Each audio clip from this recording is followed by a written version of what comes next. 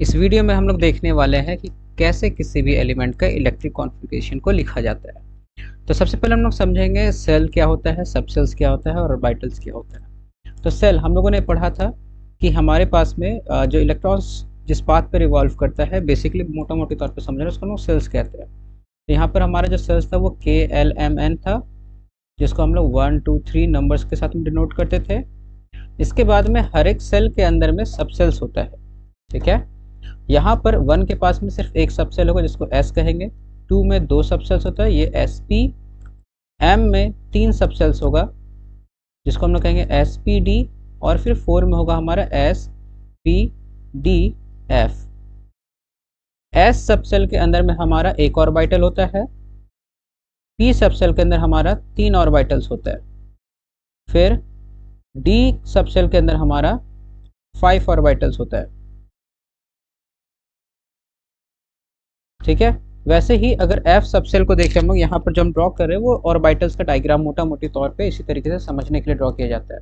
वैसे ही F के अंदर में 7 सबसेल्स होता है, ऑर्बिटल्स होता है, सॉरी 7, 1 2 3 4 5 6, 3 3 6 1 7 हो जाएगा हमारा।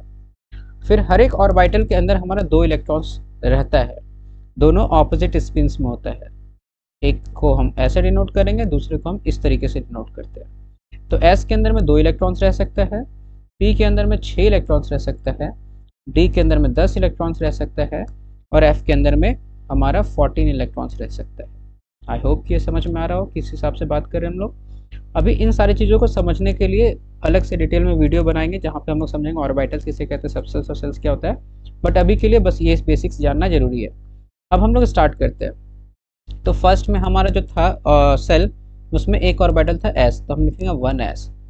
फिर हमारा सेकंड में था 2s 2p, फिर थर्ड में था 3s 3p 3d, फिर था हमारा 4s 4p 4d 4f, फिर हमारा 5s 5p, और इससे ज़्यादा का हम लोग को नीड नहीं है क्योंकि यहाँ तक में हम लोग 30 जो एलिमेंट 30 तक है उन सारे का इलेक्ट्रॉनिक कन्फिग्रेशन इसके अंदर में देख लेंगे। तो यहाँ पर क्या होता है ना, कहा जाता है कि इलेक्ट्रॉन जो होता है वो इंक्रीजिंग एनर्जी के हिसाब से अरेंज्ड होता है। मतलब इलेक्ट्रॉन जो होता है ना, वो जो हमारा ऑर्बिटल्स है, जो हमारा सबसेल्स है, उसके इंक्रीजिंग एनर्जी के हिसाब से उसमें इलेक्ट्रॉन्स फिलअप होता है। सबसे लोएस्ट एनर्जी सबसे जो लोएस्ट एनर्जी सेल होता है उसमें सबसे पहले, फिर उसके बाद में वो उसके हिसाब से ऊपर बढ़ता चला जाता है।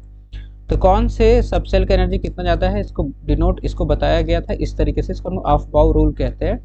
यहाँ पर सबसे पहले 1s होता है, फिर अगला वाला जो उसके बाद एनर्जी लेवल आता है वो 2s होता है, फिर 2p 3s होगा, फिर उसके बाद में ये हमारा होगा, फिर 3d 4s 5s होने वाला है, ठीक है। और इस तरीके से हम लोग अगर इसको लिखें तो ये जाएगा 1s 2s 2p 3s, फिर 3p 4s, और फिर उसके बाद में 3d 4p 5s। ये हमारा इंक्रीजिंग एनर्जी के हिसाब से इसको हम लोग इस तरीके से अरेंज करके लिख सकते हैं।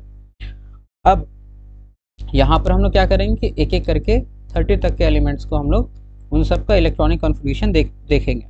तो अगर हाइड्रोजन का बात करें तो हाइड्रोजन हमारा होता है इसके पास में एक इलेक्ट्रॉन होता है, ये सिंपली 1s हो जाएगा। चूँकि s ऑर्बिटल में 2 इलेक्ट्रॉन अट सकता है लेकिन इसके पास एक ही है तो हम लोग यहाँ पे 1 लिख देंगे, ये 1s1। हीलियम में 2 होता है तो ये हो जाएगा 1s2। वैसे ही लिथियम में 3 होता है इसमें इलेक्ट्रॉन्स का संख्या, तो हम लोगों ने देखा था 1s 2s 2p, तो यहाँ पर जाएगा 1s2, क्योंकि फर्स्ट ऑर्बिटल में हमारा 2 इलेक्ट्रॉन हट सकता था इस सबसेल में 1s में। उसके बाद में 2s, यहाँ पर भी 2 इलेक्ट्रॉन हट सकता है बट यहाँ पर सिर्फ एक ही हमारे पास था तो ये 3 हो गया।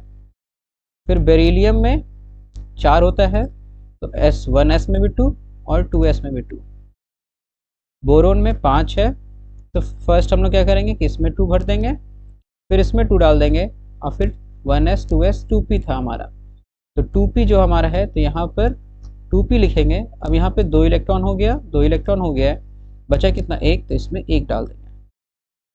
फिर इसके बाद में कार्बन 6 होता है हमारा, तो 1s2 2s2 2p2। वैसे ही अगर हम लोग आगे बढ़े तो कार्बन के बाद में नाइट्रोजन जिसमें हमारा 7 है, तो 1s2 2s2 2p कितना हो जाएगा हमारा ये 3।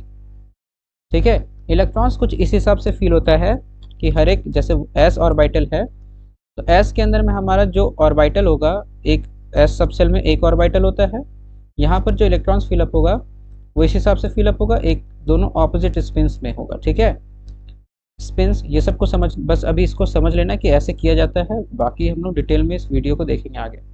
वैसे ही p में हमारा हम लोगों ने देखा था कि कितना ऑर्बिटल था, तो s में तो हमारा था जहाँ पे 2 इलेक्ट्रॉन हटता था, p में 3 था जहाँ पे 6 इलेक्ट्रॉन्स हटेगा। तो इलेक्ट्रॉन्स पहले क्या होगा ना कि सिंगल सिंगल सारे में चला जाएगा, और उसके बाद फिर क्या होगा हमारा इसको, कि उसके बाद अगर मान लेते कि 4 आ जाता तो पहले सिंगल सिंगल समय भरते, फिर उसके बाद जो एक्स्ट्रा होता चला जाता वो बाकी में ऑपोजिट स्पिन में भराते चला जाता है। इसको हंट्स रूल कहते हैं हम लोग। ठीक है, खैर आगे हम लोग बात करेंगे इसको। 1s2 2s2 2p3, फिर उसके बाद में ऑक्सीजन आ गया 8 में, यहाँ पर भी अगर हम लिखें तो 1s2 2s2 2p4 हो गया।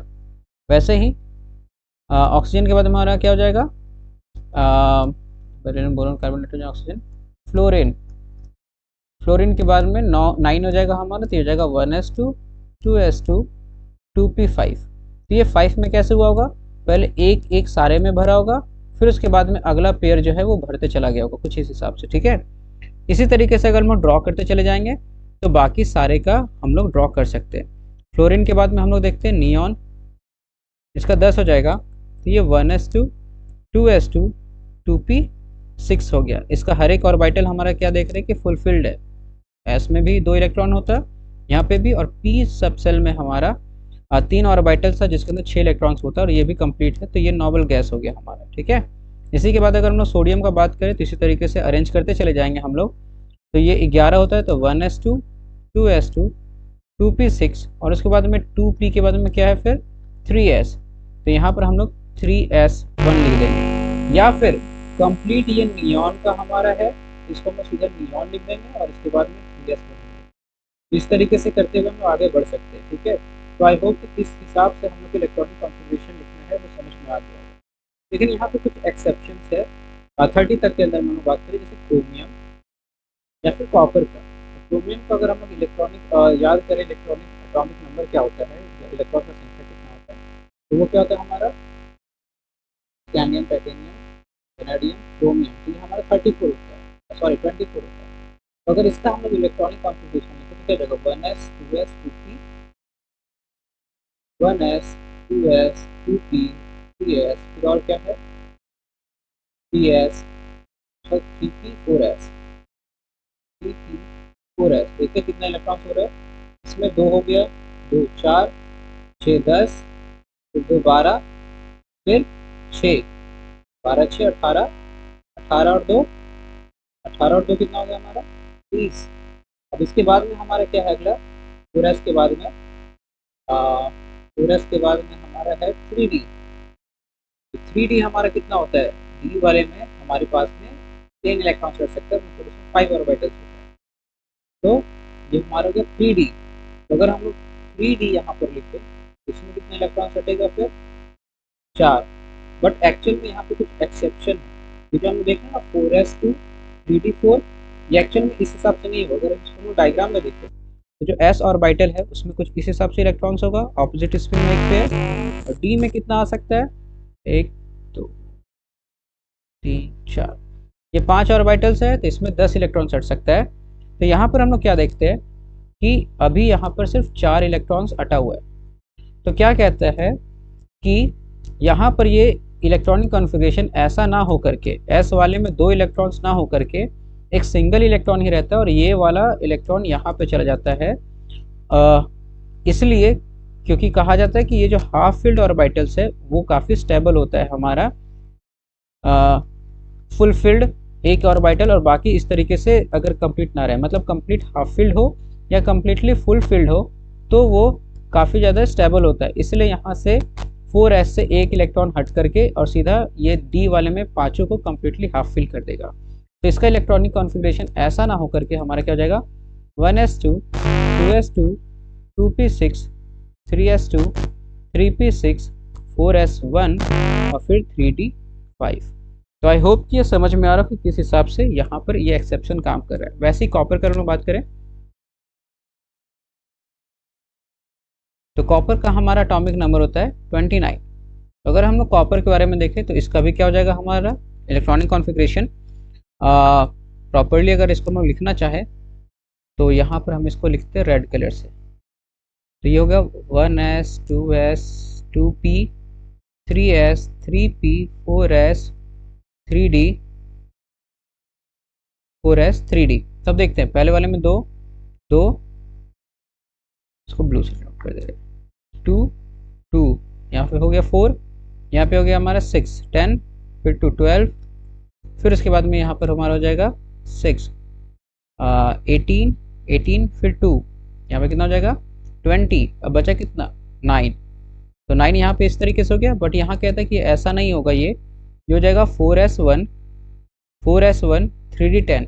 ऐसा फिर से सेम इसीलिए कि फुल्ली कम्प्लीटली फिल्ड हो ऑर्बिटल्स या फिर हाफ फिल्ड हो, वो ज़्यादा स्टेबल होता है। तो यहाँ पर ये जो डी था हमारा, यहाँ पर 1 2 3 4, तो यहाँ पर ये फर्स्ट वाले में हमारा 1 2 3 4 5 हो गया, और फिर हम लोग बाकी में भरने लगे तो 1 2 3 4, यहाँ पे 9 हो गया, बट एक जो है वो हमारा हाफ फिल्ड रह गया। तो इसको करने के लिए क्या हुआ कि यहाँ पे ये जो 4s है इस तरीके से एक्सप्लेन किया जाता है, 4s जहाँ पे 2 इलेक्ट्रॉन्स था वहाँ पे सिर्फ एक ही रहेगा, और यहाँ पर इसको कम्प्लीटली फिल्ड कर देगा, और इस तरीके से जो एटम होगा वो काफ़ी स्टेबल हो जाएगा हमारा। तो आई होप कि यहाँ तक 30 तक के एलिमेंट्स का हम लोग इलेक्ट्रॉनिक कॉन्फ़िगरेशन कैसे लिखते हैं वो समझ में आया हो। अगर कोई डाउट है तो प्लीज़ कमेंट सेक्शन में बताएं, और अगला किस टॉपिक पे वीडियो बनाए वो भी प्लीज़ बताएं। मिलते हैं हम लोग नेक्स्ट वीडियो में, तब तक के लिए टेक केयर।